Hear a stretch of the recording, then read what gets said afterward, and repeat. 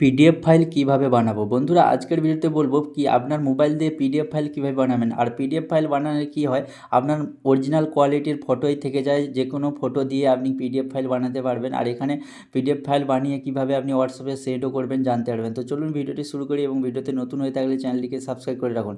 তো সবার প্রথমে আপনি আপনার গ্যালারি দিয়েও পিডিএফ ফাইল বানাতে পারবেন। তো সবার প্রথমে আপনাকে কী করতে হবে, এখানে দেখুন আপনার মোবাইলে যে গ্যালারি বা অ্যালবাম যে থাকে সেই অ্যাপসটিকে আপনাকে ওপেন করে নিতে হবে। আর পিডিএফ ফাইল এখানে বানাতে পারবেন। তো সবার প্রথমে যেমন কি আমি ভিভো মোবাইল ইউজ করি, তো আমি অ্যালবাম অপশান চলে আসবো। তারপরে আপনাকে কী করতে হবে, এখানে ফটো, আপনারা তো জানেন কি পিডিএফ ফাইল ভিডিও দিয়ে হয় না, আপনি শুধু ফটো দিয়ে পিডিএফ ফাইল বানাতে পারবেন। তো তার জন্য যে ফটো দিয়ে আপনি পিডিএফ ফাইল ক্রিয়েট করতে চান, তো সেই ফটোগুলোকে এইভাবে আপনাকে সিলেক্ট করে নিতে হবে।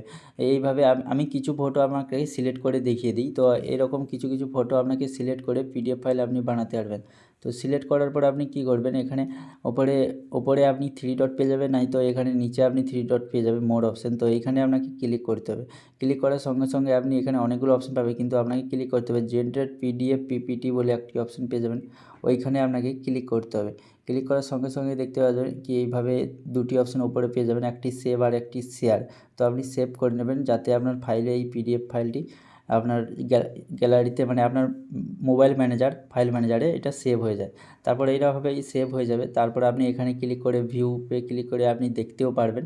আর এটা হোয়াটসঅ্যাপে পাঠানোর জন্য কী করবেন, আপনি হোয়াটসঅ্যাপ ক্লিক করে যাকে পাঠাতে চান তার প্রোফাইলে এসে এখানে ক্লিক করে আপনি কী করবেন, এখানে ডকুমেন্টে হাত দিতে হবে। তো আপনি ডকুমেন্টে হাত দেওয়ার পর এখানে দেখতে পেয়ে যাবেন পিডিএফ অপশান সবার প্রথমে। তো এই অপশানটি ক্লিক করে আপনি আপনার পিডিএফ যে কাউকে এইভাবে সেন্ড করতে পারেন। তো এইরকম আপনি আপনার মোবাইল দিয়ে পিডিএফ ফাইল বানাতে পারবেন। ভিডিওটি কেমন লেগেছে জরুর কমেন্টে বলবেন। এইরকম ভিডিও পেতে হলে চ্যানেলটিকে সাবস্ক্রাইব করে রাখুন। দেখা হচ্ছে পরের ভিডিওতে, তখন বাই।